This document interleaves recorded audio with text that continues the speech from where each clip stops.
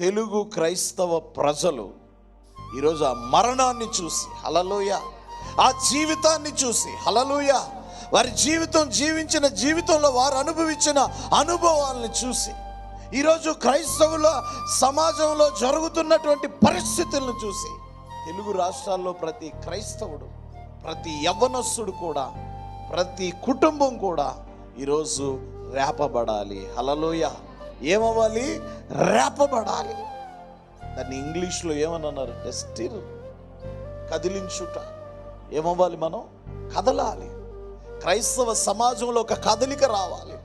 క్రైస్తవ సమాజంలో ఉన్న యవ్వనస్తుల మధ్యలో ఒక కదలిక రావాలి. హల్లెలూయా. క్రైస్తవ సమాజంలో ఉన్నటువంటి అనేకమైనటువంటి మత సంబంధమైన, ఆచారానుసారమైన మత సంబంధమైన కార్యకలాపాల్లో నుండి మండుచున్న హృదయం కలిగి దేవుణ్ణి ఆరాధించే ఒక తరం లేవాలనేది దేవుని యొక్క ఉద్దేశం.